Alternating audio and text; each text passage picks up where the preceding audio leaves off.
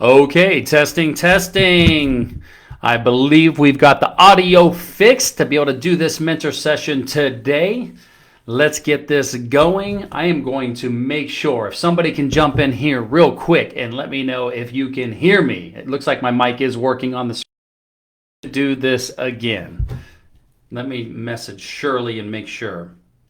Shirley, can you make sure you can hear me? I'm back in the group. Thanks.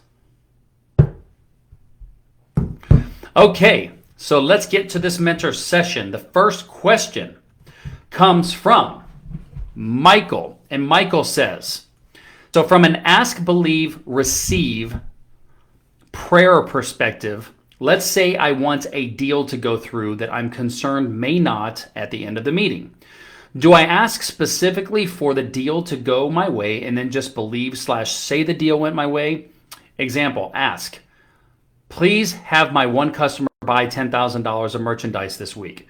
Believe / say, I am so happy and grateful now that my one customer has bought $10,000 of merchandise this week. Background is not so much specifically for one business. Well, Michael, I'm not sure how to answer this because I've never heard of the ask, believe, receive prayer. And as a salesperson and business owner, I would never rely on that. I'm a God-believing person myself, but I also believe in business principles and sales strategies. So I believe in knowing my customers and what questions they're going to ask and being prepared. I know how to present my products and services to my customers. I know where to find them. I know how to call them, reach out to them in order to present my products and services, and I know how to move them through the buying decision. Unfortunately, I'm not sure what ask, believe, receive is. I'm going to have a couple other mentors try and answer this that may, but I've never heard of that, so I can't really give you any experience sharing on that in any way, shape, or form. I apologize, but that's the best I can offer you is to just know how to sell, know how to find my customers, know how to reach them, know how to qualify them as prospects, know how to present my products and ask questions, and know how to overcome objections, and know how to negotiate and move them to a buying decision. That's what I want to be great at as a salesperson. Hope that helps. Okay, glad you guys can hear me. The next question comes from Paulina Beck, and Paulina says, how do you analyze job applicants for job posting to see which you will interview for fit and who will get a second technical interview? Background is I just posted a job for a full-time accountant to join my team. The posting went live a few hours ago, and I've already had 4 people apply. I want to know to review their applications and to see which ones are worth having an interview with, and from there, which ones I will give a technical interview. Well, I can tell you this from experience, Paulina, and I'm not a hiring expert, so I can't tell you how to do what you're going to do, but I can tell you what. Based on my decades of experience as an entrepreneur, I would go talk with Paul David or Marsha O'Connor, and I would get help for each and every position that you're going to hire. I would get help from an outsourced HR consultant. I promise you, and I know that you've already experienced this, and anybody watching this can probably relate if you've hired and had to let people go because they didn't fit culture or they just didn't do a good job or whatever it might be. Hiring mistakes will cost your business more money than anything throughout your entire business cycle. So as soon as possible, get some help. Hire Marsha for an hour or two. Pay whatever it would cost to be able to know how to hire the right person. What we've learned from the leadership and team building mastermind events that we've done here in Nashville, Tennessee, and working with Sumit from Culture Index and JT, who is a scaling up coach, hiring and knowing how to get the right people in the right seats is challenging enough, and getting expert help will help you. That's the best advice that I could give you. I don't know how to tell you how to do it, what questions to ask, but I tell you, get some help. It's so hard to know this. And I do have Marsha and Paul answering this question for you, but I just wanted to chime in and answer this on the video because it is a very challenging thing for startup entrepreneurs. But let me tell you some light at the end of the tunnel. What's amazing is once you build a large enough organization where you're just the CEO of the company and you have a full-time HR person, it's amazing to be able to go to your HR person and say, hey, we need to get this position filled, or one of your managers says, we need to get this position filled, and you don't have to deal with it. You can just focus on being the CEO and being the boss that you are. So To do that, get some help in the beginning like you're doing. I know you've got a sales coach with Tom. You've got me helping you with processes a little bit. Keep doing what you're doing in order to grow and get more people in there.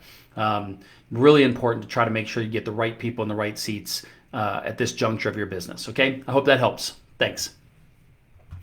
Okay, the next question comes from Dylan Burns, and Dylan says, is hiring seasonal part-time coaches / team members as 1099 employees my best option? The background is Anchor Kids partners with local schools and districts to provide programming based on the 5 pillars of health for kids, trademarked. We have reached a volume that puts us in a place to hire out in order to handle all the schools we are partnered with during the after-school hours of 3 to 6 p.m. I'm wondering if hiring these seasonal, based on school cycles, part-time coaches and team members as 1099 employees is my best option. Long-term goal would be to bring on the ones that perform as full-time W-2 employees and give them the opportunity to work with us during the week-long summer camps, our biggest events of the year during the month of July. Okay, so you've used the word best in here twice. Best is a subjective term. For your situation, it sounds like it's really the only option. What are your other options here? I look at this kind of like the retail industry. Think about the retail industry here, Dylan. When the retail business is going to get really busy during the holidays, they hire part-time seasonal people to fill the demand. So during certain times of the year, you have larger demand that can be filled by seasonal workers. So I kind of feel like it's the only option if you do want to meet that demand. I don't know what other option you would have to meet that demand. So in this situation, it sounds like the best option also happens to be the only option. So if you have any other questions on that, let me know. And I think it sounds like a great idea to take the best of your seasonal people and try to turn them into full-time people. I think that's a great idea. All right, hope that helps. Okay, the next question comes from Brad Coleman, and Brad says, what are some things I can do to create excitement on a line of apparel to be released? Any out-of-the-box type ideas, or how do you let your audience know it's coming? Background is I own Carbon Thread Designs, an automotive apparel lifestyle brand, and I'm releasing a new line of apparel over the next month. What are some things I can do to let my audience know it will be available for purchase soon? Create excitement, exposure, etc. Well, gosh, it would be great if you could take out a billboard on Sunset Boulevard in Hollywood, California. I mean, Kim Kardashian just took out a billboard for a month, and I can't tell you how much she paid. I know how much she paid, but how much exposure do you think she's going to get having a billboard on Sunset Boulevard? You can take out radio ads in every single market across the United States announcing that it's coming. You can do pop-up events in all of your top markets and announce those pop-up events and advertise them on the radio and in magazines. So, I mean, I don't know how big your budget is, but gosh, wouldn't it be cool to have billboards all over the country announcing your new line of apparel to be released? That would be so cool. Everybody would know about it. So those are kind of the out-of-the-box type ideas, but that depends on your budget. Now, if you already have an audience, which is what you're saying, how do you let your audience know it's coming? Well, hopefully you have your audience members' text message, cell phones to send out text messages, email addresses to send out emails. I would have your marketing and graphic design department putting together really awesome, amazing, catchy, exciting announcement slogans and images and videos and all those types of things. So that's what I would do if it were me. So I hope that helps. I can't wait to see it, Brad. Thanks, man. Okay, the next question comes from Chris Sadat. And Chris says, what is the best, fast, and rebutable payment processing company to use for your business? Background is we're looking for a payment processing software platform company to work with that works well with processing payments quick, fast, and easy, i.e., a company that won't hold your money hostage for a week before going into your bank account. Okay. Hi, my name's Chris, and I have had bad experiences with payment processing companies. Could Chris project a little bit more? Listen, I use Stripe, which accepts Visa, MasterCard, and American Express. I use PayPal, which is very recognizable. And I have never had a problem with them holding my money in any way, shape, or form. When I had my last business, we used just a traditional payment processor and never had an issue. If you're having issues with your payment process company, my guess is you might be in a high risk type of situation. And I don't know what to tell you about that. I'm not familiar with high risk payment processing companies. But maybe talk with like Lindsay Grifka and some of the other e-commerce people. I am going to have some other mentors answer this for you because we have other mentors that are processing over $10 million a year in payment processing. So I'm not sure why you're having any issues with your payment processing, but I use Stripe and I've never had an issue at all. Okay, so I hope that helps, Chris. Okay, next question comes from Robin. And Robin says, when starting a business, do you think it's necessary to have a social media presence? Thank you. The background is in-person interactions are much more comfortable for me. Okay, so I think this depends on the business, Robin, and it also depends on you as a person. But remember, your question says when starting a business, you say in-person interactions are much more comfortable for me. So if your business is a personal brand that you are the entire business, well, if you're not comfortable doing social media, then it doesn't matter if I tell you it's necessary or not. You're not going to do it. And if you do it, you're not going to enjoy it, which is going to come across your audience and you're not going to make any money, right? So this is where it's important to think about the type of business that we are building. Listen, the bottom line is it's absolutely 100% factual that not every business has to have a social media presence in order to be a successful business. There are lots of businesses in the world who make lots of money and have no social media presence. Even though the social media gurus will tell you every business should be on social media. That's an opinion. That's not a fact. The fact is there are many successful people and businesses that do not have a social media presence. Okay? That's simple. Now, this is a subjective question that you have to ask for yourself. Where are your buyers? Where do they make buying decisions? Do you have an outreach program where you have to actually reach out to people to get them to buy from you? And can that be done with salespeople? Or do you have more of a marketing strategy in which you advertise on social media and other types of media like television, radio, magazines, publications, podcasts, etc., to advertise your business that sends people to a website to buy your stuff? What is your business model?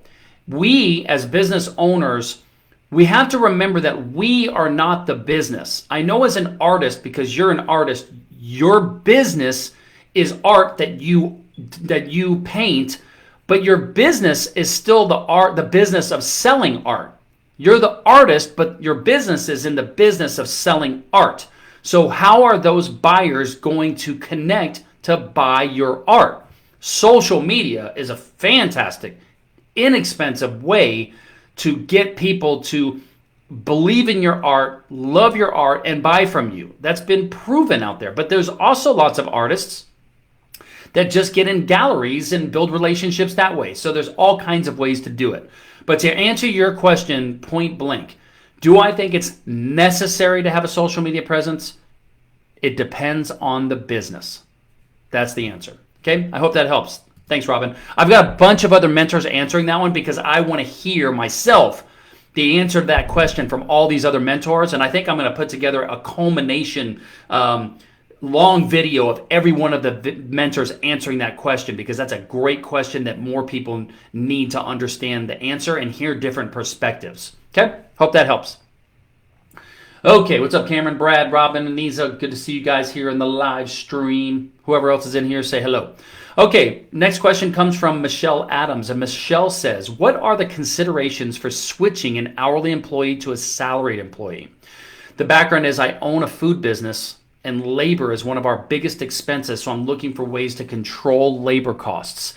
So the background for this one here, Michelle, is you can look at this from a human resources legal perspective, which Marcia would be a great person to talk to on this. And I've also got a couple other mentors answering this for you. Listen, the bottom line is we as entrepreneurs, we want to hire somebody and we want them working 24 hours a day like we do, right? I mean, it's just what we want. But unfortunately, legally, I cannot require my hourly or salaried people to work 24 hours a day and only get paid for 8 hours of that day. I mean, it just is the nature of what it is. So what we have to do as entrepreneurs is we have to build out a business and a business model that has ongoing revenue coming in, and then we can match those sales related activities with the expense related people, administrative and operational people, and balance out the amount of sales coming in with the amount of expenses attached to it. Your sales people, they pay for themselves. A salesperson is not an expense. They're an investment. They're a profit generator. So I always want to make sure that I am focusing on my sales and marketing first, and then hiring people to facilitate. Now, in certain product type businesses, this is a little bit challenging because how do you go out and sell something and then there's expectations of delivery, and if you don't have the operational people there first, how do you do that? That's where you got to have enough capital to do that in the beginning. But that's a whole other type of question. I want to make sure and focus on sales and marketing and be driving revenue first, always in my business. That's always the priority. The only time I get concerned about labor costs is when I don't have enough money coming in the door. So I would, working with you, and we need to have another call to talk about this, I would be focusing again on who in my company and how many of those people are 100% focused on sales-related activities on a daily basis. Because your operational people, if they're working from 8 to 5 and they're busy, right? We need same type of labor, sales-related activities, working from 8 to 5, nonstop, bringing in revenue all day long. You see what I'm saying? So that could be a topic of another conversation. I do have some other mentors answering this because there are some legality and some pros and cons to hourly wage people versus salaried and what to expect from them and how to get more out. And so I'm going to let those other mentors that have experience with that answer that for you. Okay? Hope that helps. Okay. Next question comes from Rohit. And Rohit says, I have a business idea and done some research. Now I'm not sure which direction to go. The background is I'm thinking of designing the glove, as I have done research to cover the basics, but not sure if this is my next step. I'm not sure what the glove is, but okay, so let's go to basic business 101 here, Rohit. As a business, what do we do? Who do we do it for? And what makes us unique? Okay? What do we do? And who do we do it for? Okay? That's what we want to do. Now, what you also could add in there is, what do we do? How do we do it? And who do we do it for? So, what do we do? That's the product or service that you sell. How do we do it? Do you sell it face-to-face, online, through distributors, manufacturers? So how do you do it? And then who do you do it for? Where are your buyers? And how do you get your what do you sell? How do you get it in front of them? So answer those three questions. If you need help figuring out how to answer those three questions, go into the Accelerators Organization portal and go into the online trainings. One area, go into online trainings, and there's a whole training that Peter did for 4 hours on building $1 million business plan. Go through that. Let us know what questions you have after you watch that training. And then go into the Resource Center. And in the Resource Center, there are a couple categories that I would read every article and resource in those categories. Starting a business, business planning, and then I would also read all of the must read, those three categories. So go through all of those resources and it should give you the answer. And if it doesn't, if you're getting analysis paralysis or something's confusing, feel free to ask some more questions and we're here for you. But remember, Business 101, what do you do? So what do you sell? How do you do it? Retail, e-commerce, distributors, face-to-face selling, whatever. And who do you do it for? And how do you get your what in front of those who? That's Business 101. I hope that helps. Okie doke. The next question comes from Christopher Joseph. And Christopher says, is a pre-launch strategy recommended for a software product still in development? And do you have any tips or resources to better learn how to create a proper pre-launch strategy? The background is I am currently in alpha testing with a small group of target customers for my software tool for content creators and streamers. I was recommended by my CTO to do a pre-launch to build hype, continuing gauging interest and expand our email list. She says we could do this pre-launch before the product is finalized. We are thinking along the lines of quote unquote coming soon landing page with an enter your email address to stay in the know. I would like to know your thoughts on how and when a pre-launch strategy should be executed. Thanks in advance. Well, I'm not a software launch company expert, but I've been a part of a few and I got a little bit of info and I've got some other mentors answering this for you. But I agree with your CTO. It's interesting that you've got a chief technology officer giving marketing advice. That's interesting. I like that. Multiple hats. But I agree. But traditionally speaking with software, you go from alpha testing to beta testing. So beta testing is when you're going to open it up even further and start getting feedback. And I tell you, when I built out a software called the Goal Mindset, which someday I'm hoping to launch once we build AO big enough and I've got more time to put towards it, we had built in a tool, a screenshot help center submission tool within our application so that when people were using it, they could immediately take a screenshot and then submit that screenshot with notes, which could be bugs or feature enhancements or something, so that we could get live feedback from. And that's something that is fantastic. But here's the thing. Once you get your product to what's called MVP, which is minimum viable product, you just go to market. You go to market with your MVP, knowing that as a software company, there's always going to be a 2.0, a 3.0, a 4.0. And, I don't know much about that version of the software business as a software company, even though my last company, we did sell software and we always made enhancements. I agree with your CTO. I would 100% start building out the pre-launch strategy of building a list, building an audience, and I would have a marketing or advertising agency or person in my company who knows how to do this. If you don't know how to do it, which it sounds like you don't, I would hire a person or a company that has experience doing this. And it ain't cheap. It just isn't cheap. You get what you pay for, but it isn't cheap. This is part of, why software companies, it takes so much money to build a software company or software as a service type company, because there's not only the building and the development of the application or the software itself, but it could take millions of dollars just to advertise it to get people using it.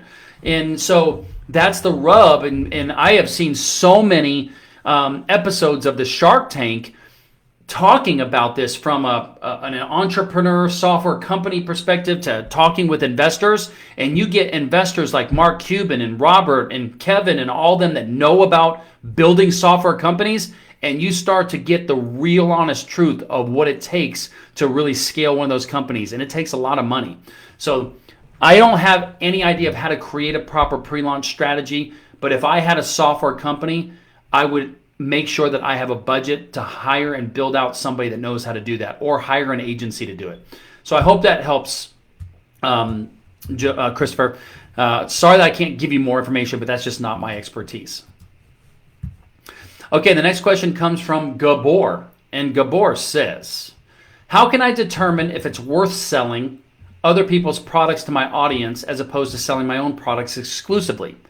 The background is our company, Rubicon, is Hungary's fastest growing magazine and the #1 source of history for Hungarians. We are a well-known and trusted brand nationwide, and we've grown a large Shopify store, currently selling our subscriptions and past issues of our magazines and online courses. The idea has crossed my mind that we could become a national retailer of history books by adding historical titles of other publishers to our online store. The company we've partnered with to handle our shipping could easily handle the added inventory and shipping. We would not need to pay for inventory of these books either. The norm in Hungary is to pay a monthly or quarterly fee based on the sales you've made to the publisher. The industry standard commission for book sales is 50%, so that's what we'd make on each sale. This could be a great way to sell more to our existing audience, but at the same time, I worry we'd be cannibalizing sales of our own magazine, where we keep 100% of the revenue. Since these books fulfill the same customer desire, deeper understanding of Hungarian history, how would you decide whether or not to expand in this direction? Okay, so this is a strategic conversation to be had by all of the business owners in the company. So whether or not you have a board of directors established, a board of advisors, or you just have shareholders in your company, that is absolutely a conversation to be had with all of the stakeholders in the company. Because everything that you bring up is exactly right, Gabs. You could cannibalize your existing customers, but you also could quadruple or 10x your business. So what is the strategy and the desired outcome of the stakeholders as a whole? And it would be voted on depending on how many stakeholders and investors and owners you have in your company. You know, I think you're on the right track of understanding the concept of selling more products and services to existing customers. But you're right that is a strategic and philosophical question that has to be answered by the stakeholders. If you're asking me my opinion, I would need to understand the financials of the company more, determine what the continued upside potential is with our existing product and service line, and then I would probably do some sort of research to determine what we think or would project our revenues to increase and profitability to increase if we did that. I would also pursue what are some other options. Could we just create another company that we license and sell our stuff to, and they also do the other so that it doesn't cannibalize our business? So are there some joint venture or collaboration type things that could be created to where it doesn't jeopardize or cannibalize our current core business? So I would explore all the different opportunities there to see what are the options. And then ultimately, at the end of the day, the shareholders, the stakeholders in the company need to make that decision. That's what I would do. I hope that helps. And I'm going to get some other mentors to answer that for you. Okay, the next question comes from Bob. And Bob says, when should I file my LLC with the state? Background is I'm about to launch my company and I need to file my LLC. However, I anticipate I will have at least one or two other unrelated products/companies that I will test this year. Should I file as a parent company LLC, and at what point in the business development life cycle should an LLC be filed? Well, for me, I want to file an LLC when I need the liability protection of an LLC. Otherwise, you can run your company and manage your income and expenses as a sole proprietor. I want to start an LLC when I know that I want to start tracking the income and expenses in an outside entity, and I want the liability protection of my personal assets shielded with the limited liability protections of the LLC. I also might form an LLC as soon as I start hiring people and putting them on payroll, so that I have the LLC to run that through. As far as it being a parent company, for me, my experience is I would start an LLC for just one company to start off and start managing the income and expenses of that particular product or service in that LLC. And then if I want to start another LLC that's going to provide a different product or service that's unrelated, I would just start another LLC. I would wait until there's a very specific reason that my accountant and my attorney would tell me that at some point I should consider filing a parent umbrella LLC type company. But I think it would be too much accounting and it would be unnecessarily to file a parent company initially. Usually that happens afterwards in the business cycle. All right. I hope that helps. And I'm going to have some other mentors answer that as well. Definitely Jeff Bruno, who is a CFO, who can answer that for you. Okay. The last question comes from Jordan Shaw. What's up, Jordan? Long time. Hope all is well. Jordan says, what is the best route for us to increase sales/users? We want to start advertising on YouTube as we believe the best return will come from YouTube, but we are also open to other suggestions if perhaps outbound sales, direct to business would yield a greater return. The background is our software just hit the AppSumo marketplace. We wanted to go to market with AppSumo for exposure and feedback. We have used our software for our own business and agency and believe it's a good tool for small businesses in general. Any industry with a sales or agent staff is great for our system. We need to figure out the best path to grow and sustain. Our software has been used by marketers in the past, but we want to essentially cut out the marketers and offer a complete marketing solution for businesses. Okay, fantastic. I love this. So here's what I want to point out.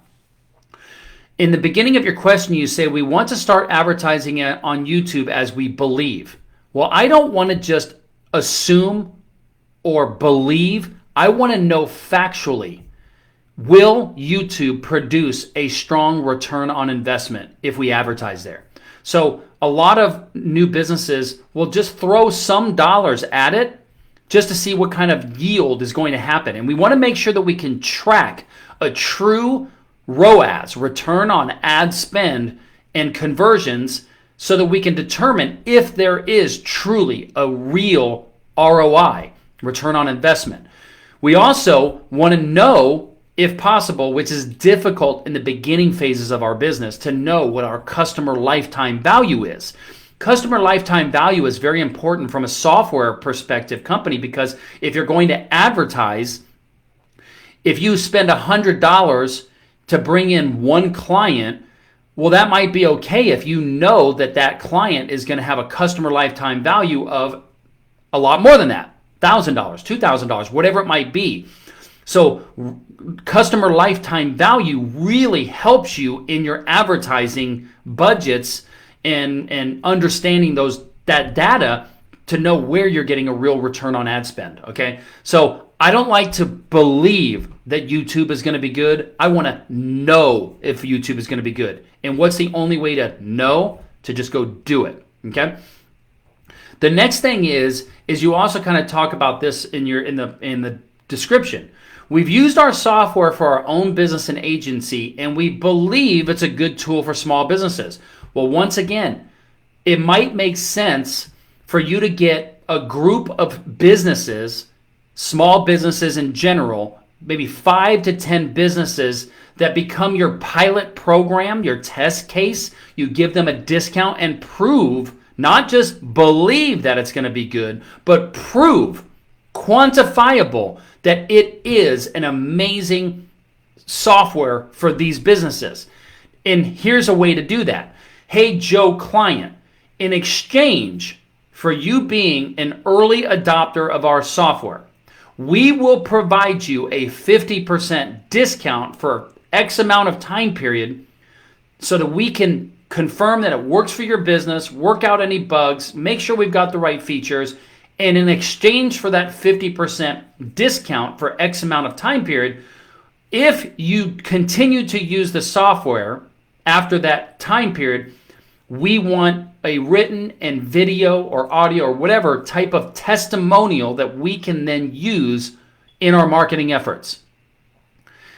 I don't like to believe that something is going to work. I want to know that it's going to work. And your customers want to know that it's going to work because they want to see other clients that use it. I know ClickFunnels works because I can go online and see how many people use it, and it works. I know that Microsoft Office works. I don't have to believe it works. You see what I'm saying? So in the beginning, we want to make sure and put together that story so that people can believe in it. Now, if you're going to call on small businesses, think about Business 101. What do you do? So what product or service do you sell? How do you do it? How do you sell it? And how do you service it? And then 3, who is your target audience? Who is your ideal client? Where do they make the buying decision? Are they out there looking for you? Are they doing Google searches? And what are they doing Google searches for? So you should have a Google AdWord advertisement strategy. Are they going on social media and listening to podcasts?